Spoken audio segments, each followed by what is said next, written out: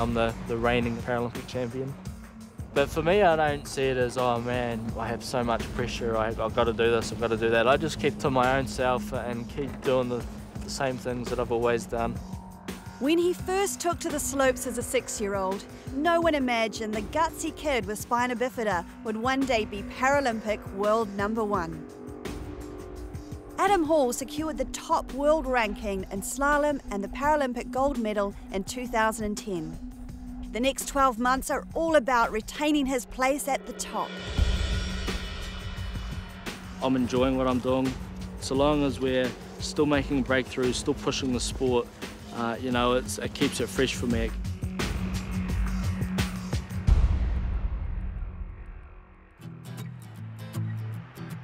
Adam's travelled from his home in New Zealand to Winter Park, Colorado. He calls it his job. He's here for 3 months of intense focus on technique and speed in preparation for the 2013 World Champs in Spain. Yeah, I was 16 when I first started coming to Winter Park, and previous to that I was about 14 when I actually spent my first 3 months away from home. You know, having to travel to the other side of the world and be independent and having to look after yourself and, you know, keep healthy and keep fit and, you know, all of that kind of stuff, and that transfers into an elite athlete's daily life really, you know, to be able to perform to the best of your ability. You need all those qualities of life. While other athletes are chasing competitions across Europe, Adam's staying put. This 3-month stint in Colorado is all about fine-tuning every aspect of his training. This year's World Champs in Spain are seen as a building block in his campaign towards the Winter Paralympics in Sochi, Russia, 2014. The goal, Paralympic gold. For the past 2.5 years, Adam's worked with an American coach. Adam Hall is a young man with very little ego. Of all the athletes that I work with, and I work with athletes from 9 different countries, Adam is by far the hardest working athlete out there, both on the hill and off the hill. I think it's just a good Kiwi attitude that we bring up here and show the rest of the world what we're made of, you know, this little island in the middle of nowhere, and show the rest of the world our potential. There's a new level of pressure on Adam as he defends his Paralympic gold. Each year, new athletes come on the scene, technology improves, and new race times are recorded. And that's the great thing about adaptive sport, is that nobody knows what the limits are. There are no limits in our eyes. You know, we continuously try to push the limits and change things and develop things and come up with new ideas to try and see if they work. And if they work, that's great. That's a great barrier that's been broken through and developed a new limit and a new height for other people to look up to and see what can be done. Adam competes in 3 alpine skiing events, the Super G, Super Combined and Slalom. Slalom's demanding for someone with spina bifida. Slalom is the most technical event. It's the one that requires a lot of quick movements, a lot of forces that you're pulling, you know, a couple of G-forces through the turns, even more, and just really quick, powerful, quite demanding on the body.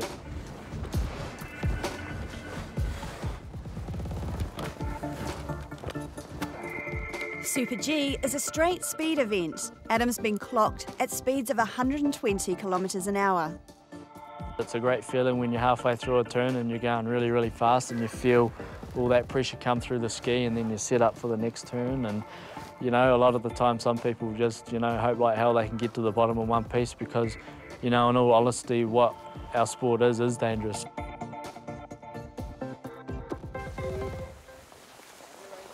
His ski tips are bungeed to help keep the tips parallel. Yeah, I have my skis tied together at the top simply because my hips and below is not as strong as somebody that has, you know, that full control and muscle power. So without my skis being tied together at the tips, my feet would simply split and go their separate ways. During the stint in Colorado, Adam's analysing every minute detail of his technique. So what I'm doing here is just a little bit of edge control, warming up the knees a little bit. Here, just doing a bit of side slipping, focusing on getting good edge control so you can really understand how your edges are working. It's also really important for me to do this at a slow speed, because then I can really concentrate on the movements really specifically. If I go too fast, you kind of cheat it a little bit.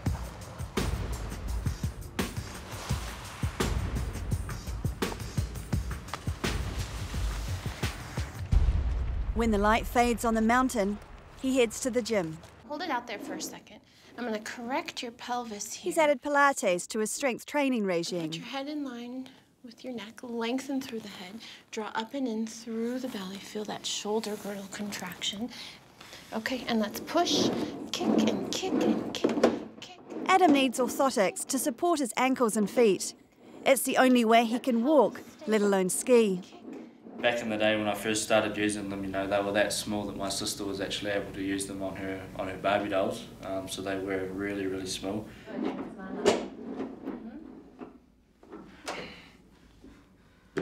Holy crap. What'd you think? Yeah, it's good. What worked? Everything? Everything. Mm-hmm. A New Zealand company has designed new orthotics that dramatically improve stability in his ski boots. The major changes from my old AFOs to these ones is that the shaft on the other ones were pretty much at 90 degrees, whereas with this one here, it's forward a little bit, so it's been basically X-rayed off my ski boot, so it matches basically what my ski boot is. Secondly, the other big change that we made as well, and that I need is this flex here. So when I'm going through a turn, I need this to flex through the turn, and then also to be able to have this leverage to come back and then to regenerate, you know, that power into the next turn as well.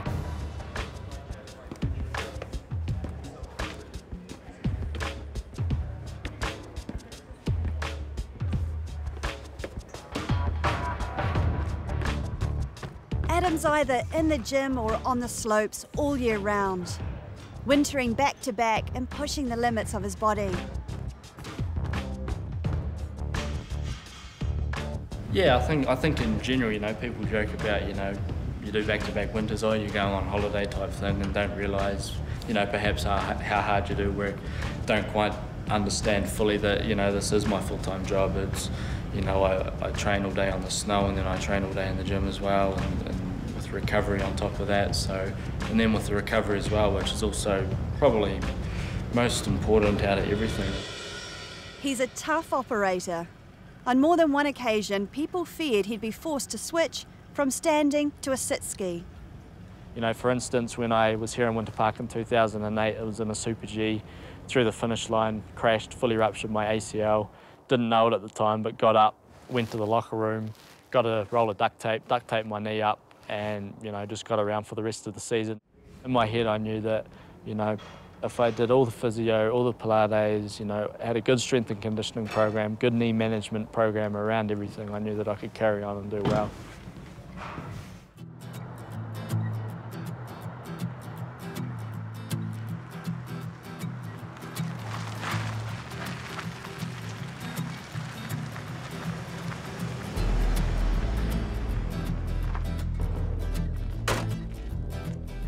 Adam's now mentoring another Kiwi skier.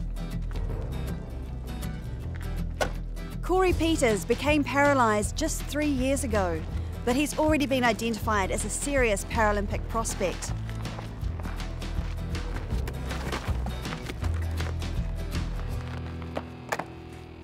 I certainly feel like the world has opened back up to me. It's basically given me the freedom back to, you know, go anywhere on the mountain. I certainly didn't think that I'd be in this position right now, you know, 2 years ago.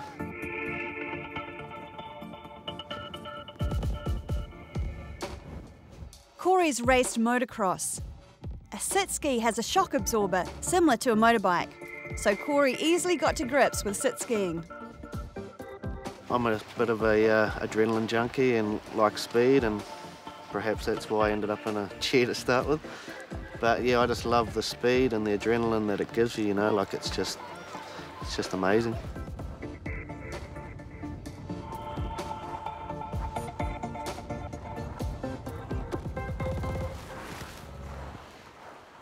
Not bad, huh? You know, sometimes free skiing is a lot more important than training in gates, because you want to be able to incorporate what you do in the gates in free skiing and vice versa. Adam's certainly been there and done that. It's really informative for me to learn from his experiences. Been in the skiing world now for about 9 years, and me being so new to the sport, it's really helpful to have someone like him. Adam skis fast, but racing relies on perfect turns, manoeuvres anticipated in split seconds. The world champs in Spain are on a challenging field. One slope is called the Wall. skiing comes with its hazards. It's a dangerous sport. There's all sorts of risks that can happen out there. I could be skiing in a Super G, I could catch an edge, I could fall over, I could, hurt my knee, I could hurt my hip, I could break, whatever.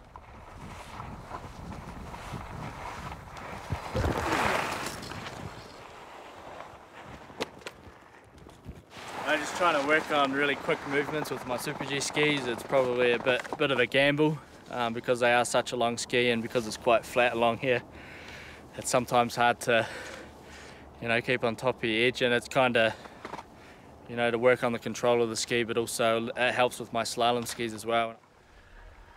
Last season, Adam maintained his world #1 ranking in slalom. He sat in the top 3 in Super G and Super Combined. Sochi 2014 is where he wants to peak. The world champs will benchmark where he's at. I will have outside pressure from people. If someone wins an Olympic gold medal, they're expected to do well at the next ones, and that's just the way it is. I like to perform under pressure. I like the pressure, but for me, I'm just going there. I'm going to put my best performance on the snow on the day, and I'm not going to defend anything.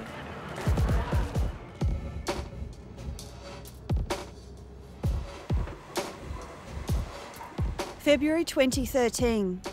Adam's travelled halfway around the world to one of Spain's oldest ski resorts, La Molina, on the French border. This is the run they call the Wall. It's the end of the ski season here, but they're still experiencing sudden dumps of snow and temperatures as low as -24 degrees Celsius. They've only had a few days to settle in, but there's a clear plan for this campaign. This next period now, we are going to step up the mental game. Getting him A, robust, and B, a bit more aggressive in his approach to this next event. Paralympic field's stepped up a reasonable amount, so we just need to step our game up as well.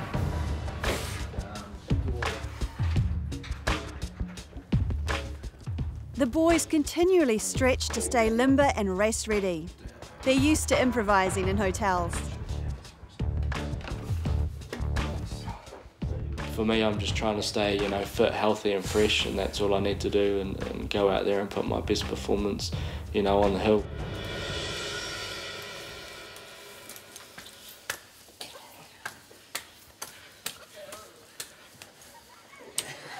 My turn.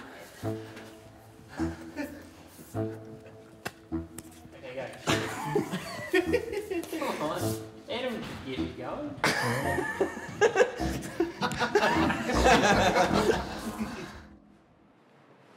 Coach Scott takes charge of readying the boys' equipment for each day's competition. Wax and tune after every use. In ski racing, there's always a surprise. We had a day off, and now we don't have a day off. We have to go straight into Super G. So if our skis aren't done and ready to go, we could be caught short. And for race day, we're going to use a high fluorocarbon wax because it's slipperier on the snow, and we'll be able to move the boys down the hill a little bit faster. Okay, remember it was 55 to 66 on the flats, 61 to 41. Understanding the course is part of the mental preparation and helps Adam plan an aggressive race strategy. So tomorrow's race is a blank sheet of paper. And we'll fill this in tomorrow as we go through inspection. That blank sheet of paper will go from this to this.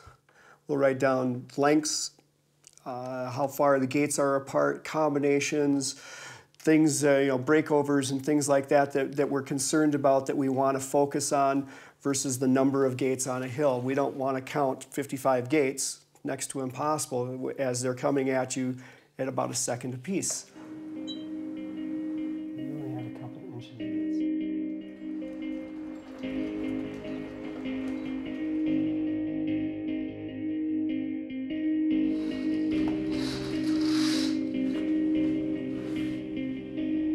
When it comes to these big events, I become quite a loner. I take myself away from everybody and I'm just surrounded by myself. And I'm kind of just in the zone, warming up, preparing myself the best that I can, staying warm, and, making sure that I have down my plan for my run.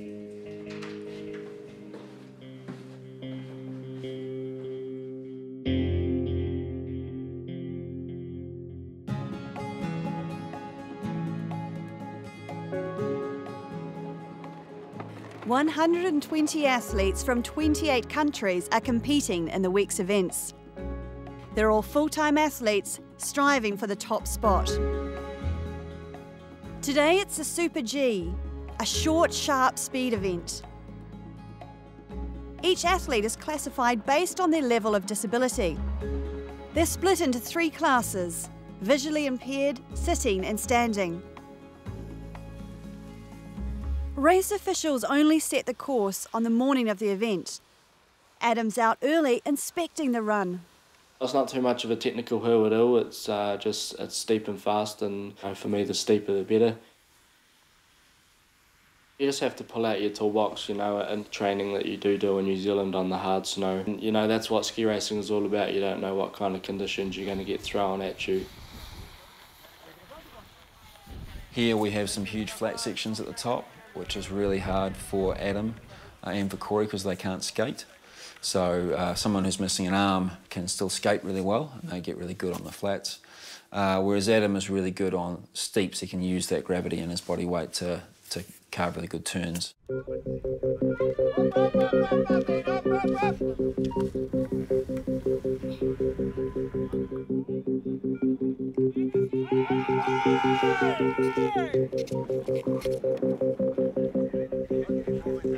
I'm up there, I don't even look at the other guys before me racing. I turn my back to the start wand and focus exactly on what I need to do to get down, and that's it. Going into this race, he's ranked 4th, but only fractions of a second separate the top skiers. Super G is Adam's weakest event. Come on, Adam.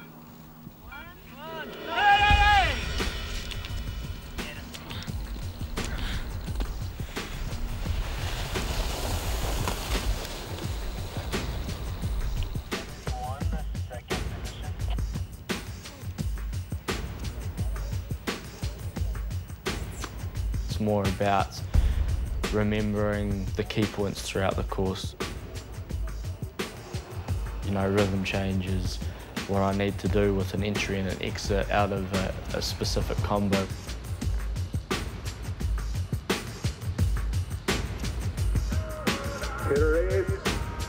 Atenció, millor parcial per Hall de Nova Zelanda. Atenció al final. Let's see the final shot for Adam Hall from New Zealand. First position finally for Adam Hall, who has made the best intermediate finally. 1 minute 16:65. Super G being my weakest event, it puts me, somewhere in there where I know that I now am in Super G, and to work hard over the next 12 months to turn up to Sochi. Obviously, we're going to see the hill in a couple of weeks and see what it is specifically we need to do in the build-up. His time of 1 minute 16.65 seconds is 4.1 seconds behind the leader. At the end of the day, he's sitting 9th in a field of 22. Second position for Martin Franz with 1 minute 15:71. Congratulations, Martin Franz from Slovakia. It's Corey's debut on the world stage. He's visibly nervous and feeling the pressure of the top-class field. It's hard to believe he's only been in a wheelchair for 3 years, let alone sit skiing at this top level. I sort of put a little bit of pressure on myself because I know I can do, I know I can ski well and do well, but it's saying that I just want to soak up all the experience and just let it be a learning curve, for Sochi 12 months out.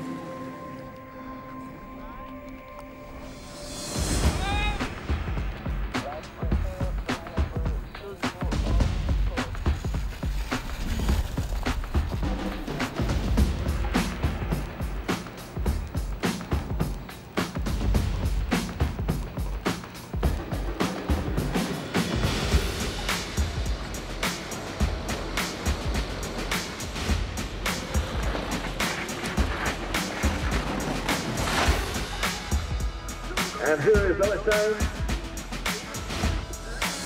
New Zealand. Corey finished 22nd out of the field of 29, just 6 seconds off the lead. A weather bomb's expected to disrupt racing. Temperatures are projected to plummet below -20 degrees Celsius. There's much debate about the conditions. Will it be safe to race? The jury is made up of ex-coaches, so they know what the athletes are wanting. Ultimately, the jury does have final say, but there's always a reasonable amount of information flowing back and forward. And eventually, at the end of the day, they've always got a decision and they'll try to run a race.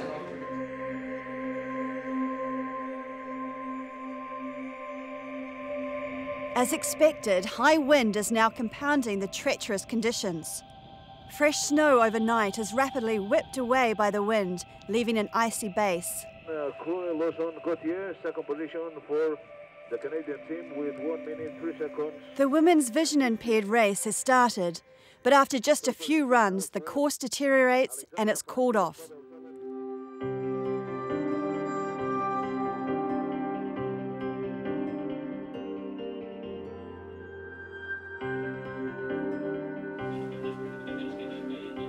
Adam and Scott use the time to review his last race and prepare for tomorrow's rescheduled slalom. Good push. So we're just kind of, going through technique, looking at, what's good, what I can work on tomorrow. Just making sure we're keeping fresh in our minds what we've been working on all season to be able to bring that into race day. So basically we're focusing on rigor placement, the little push that Adam can get with his legs out of the start, but then how strong he pushes with the upper body to create an energy coming out of the start.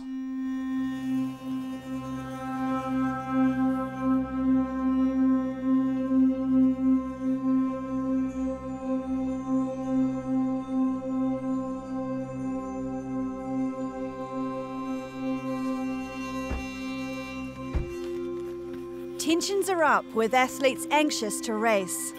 They don't want more delays. Well, today the course is a little bit better, a little grippier today. Wind is down, a little colder, but I think today is going to be the day that we run a race. The slalom is Adam's big event. His competitors know he's the one to beat. But the course favours athletes with 2 strong legs. His team downplays that.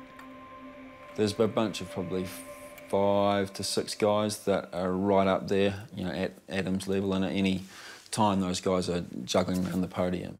Vincent Gautier's ranked 3 in the slalom, but he's had a great week racing. He's hungry for gold. Adam is a very nice skier. In slalom, he's really fast, and maybe in super combine he can do it too. So that will be very close about Adam and me, I think.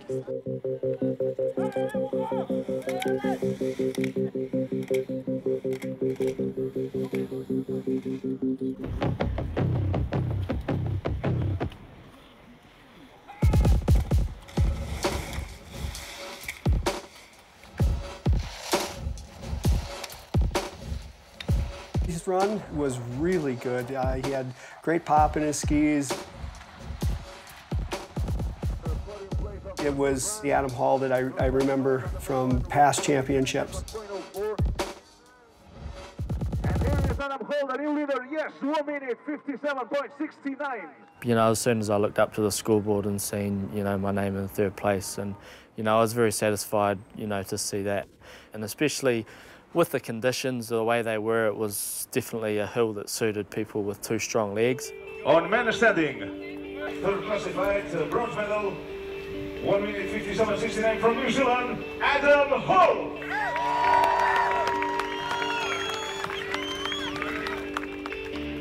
You know, there's plenty more in the tank for sure, and definitely very excited for the next couple of weeks leading into the test event in Sochi. You know, to see what that's all about, and you know, at the end of the day, that's what it comes down to, is, you know, the build up to Sochi.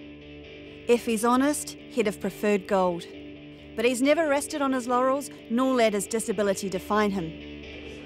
Adam will leave here, determined to work harder than ever. I think it's just what's inside me, you know, there's this fireball inside me that's so competitive and wants to work really, really hard.